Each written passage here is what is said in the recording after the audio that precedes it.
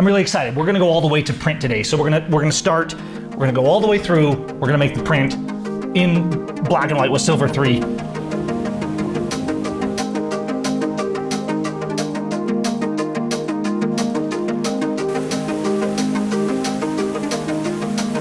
Might just say, let's go take a nap or go grab a donut and a cup of coffee because it's a wrap.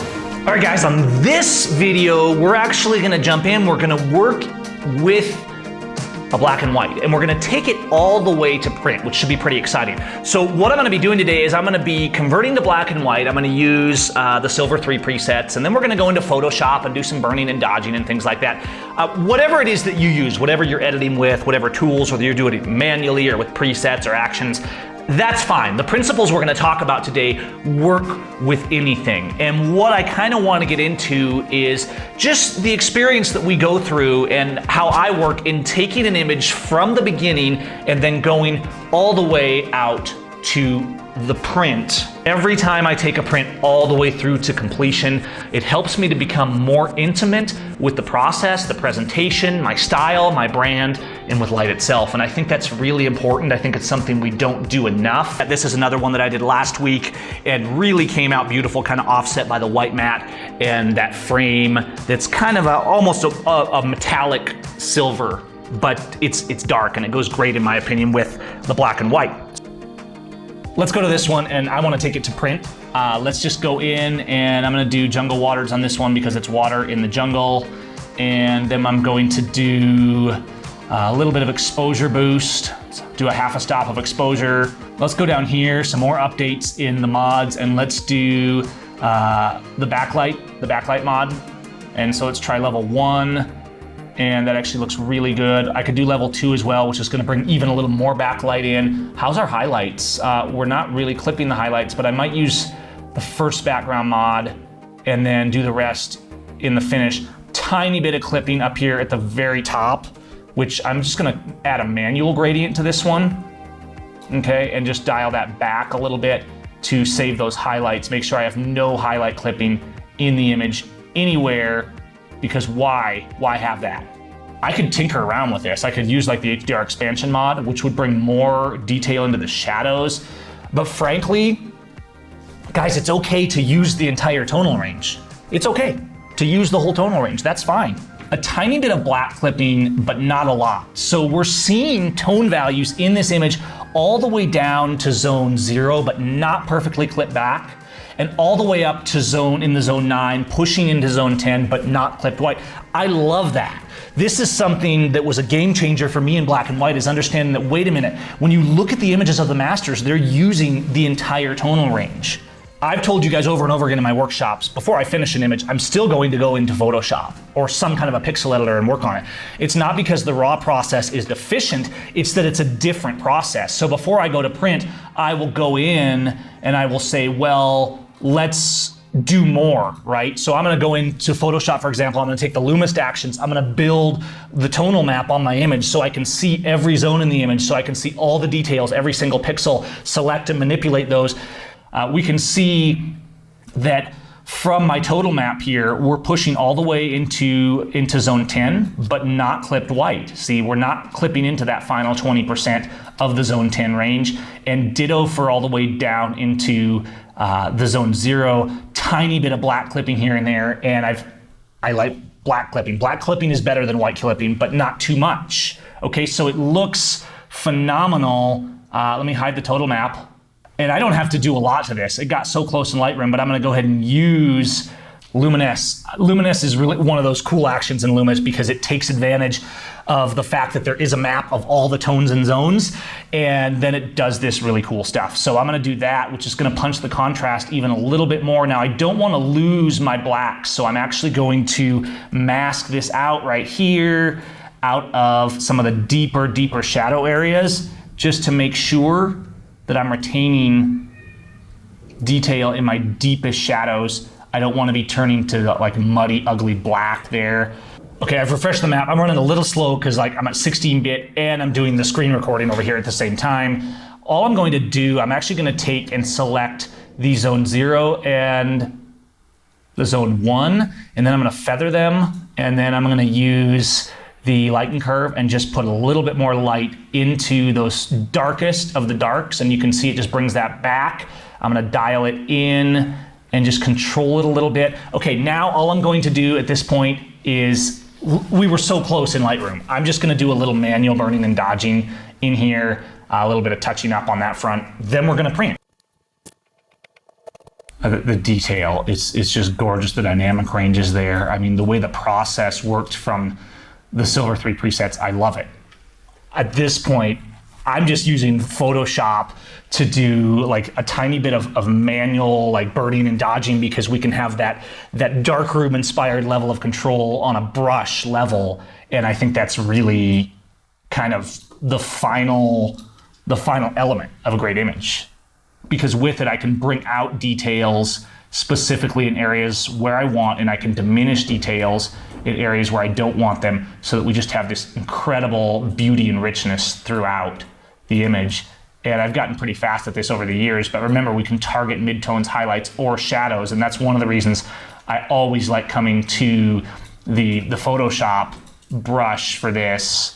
I'm just gonna work those details, kind of, you know, shadow down the areas that I don't want to distract the eye. Some of the highlights back here that are maybe just a little bit too much. And then, yeah, oh yeah. And then we're gonna do this. I'm gonna go and dodge highlights just a little bit on these to accent what Lightroom already did, and really bring out the highlight tones in the leaves in particular. And just in certain areas where I want there to be like that, scrumptiousness, right? Okay, now I'm gonna dodge a little bit in midtones and down here in the water, just to make sure I've got consistency in like the flowing out, all the little arms coming out of the water, just making sure that we have all the detail we want. Not too much over here on the right, but not too dark either. I want the water to just have life throughout the image though. And I did all this on a separate layer so that if I overdo it at all, I can always back off. But I'm using like this tree as an eye stop, right? I want the eye to hit this and kind of bounce back off it and take in the scene.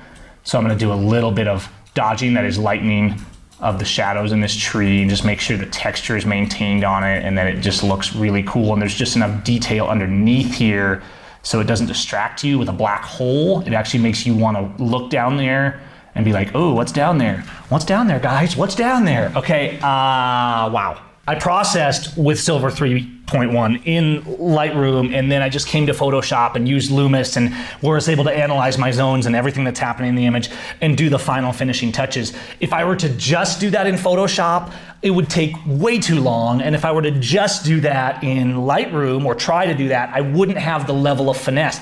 Combining the raw editor and the pixel editor together is the game changer. Okay, let's just go into Print Studio and run a couple smaller test prints on the Pro 1000, and then we'll print a master. We have our proofs, and it is looking good.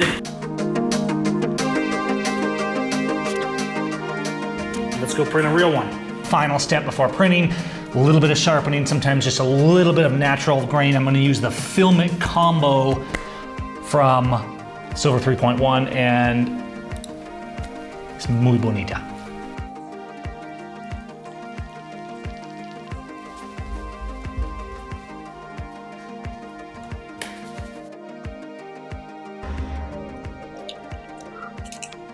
All right.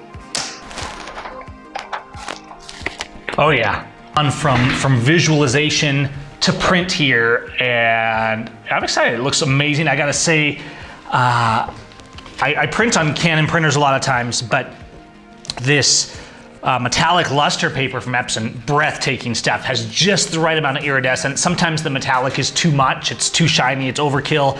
This is just gorgeous. It's got tons of dynamic range and density, but still a richness to it. I like it. Refine your best images more, print them more, and carry it all the way through to the presentation like this one with the frame and the mat. And so whether you're going to a canvas or some kind of surface mount or a traditional framed and matted print, yes, it's time, it's expense, but it's it's the completion of your vision, and it makes you see differently. It makes you more intimate with the light and the presentation, and it fulfills our ultimate goal as artists is to make beautiful art. You know, you have something hanging on the wall, whether it's in a gallery or your home or a friend's home, there's a fulfillment in that will help to drive you forward as a photographer to do more. Images just sitting on our iPads and computers and Facebooks, that it's okay, but it's not what it could be. It's not the same as when you complete an image. Printers have gotten really amazing. Usually out of the box, they're producing incredible results. So however you're doing it, whether you're doing it in the lab or the printer, what you're refining in Photoshop and Lightroom or Capture One or whatever it is you're using, the point is that you can take the tools that you download that we put out here at Seim Effects, the tools that you make yourself, and if you take that vision all the way through, it takes your art to a new level. We've inherited this profession over centuries of painters and artists, and I think it's our job to carry out that legacy of putting beautiful pieces on walls. And I hope that you guys kind of get excited about this and start making more of your own pieces and learning from that, because you will learn so much about light and your photography and your process and how much more you can improve it by actually taking your own work and challenging yourself to do competitions, to make prints, to put things on the walls. These are powerful tools, and I know personally for me, when I really started doing that in my own work years ago, and even still today, it changes the way I see, it changes how I make images, and it gives this amazing fulfillment, because you can have all the images on a hard drive or a tablet that you can imagine. There's zillions of those, and maybe they're really good and you like showing them off and sharing them on Facebook, and those are good tools, but there's nothing quite like seeing that finished piece hanging on the wall, carried through to just completion, and look at it and say, yes, that's what I saw in my mind's eye. And it doesn't matter whether it's black and white or color or hand worked painted details or high detail photographic razor sharp, you know, high megapixels, all that stuff. All these things are things and tools that we learn to master so that we can be better at our craft. But at the end, the question is, are you putting beautiful images on the wall? And how can you learn from those images to make your future images on the wall even better? All right, you guys, go to town. Let me know what you make after this video. I hope you guys will do some great images on the wall this summer. Boom! Thanks to the magic of the time-space continuum, we are back with the finished, framed, and matted print. It came out beautifully. This area, this is La Trampoline down in San Luis Potosi State of Mexico, and I just love how all the detail came out. There's so much richness in the jungle here. We've got blacks to white, we've got dynamic range. It's offset nicely by this kind of subdued dark frame with the white matte. I just think this came out really nice, and I think it's really cool that we can use a mid-size printer and get these wall portrait size. Yeah, I mean, it'd be great to print a 50-inch of this and hang it up, but it also takes a truck to move that printer around. And I think it's important that we keep printing and keep putting things on the wall. And I think regardless of what your client end use is and what you're shooting, if for nothing else than for your own sake, you should be taking your images and printing those and putting them on walls, because it's going to help you raise the bar. It's going to give you an appreciation of your light and your work and make you more intimate with your image making.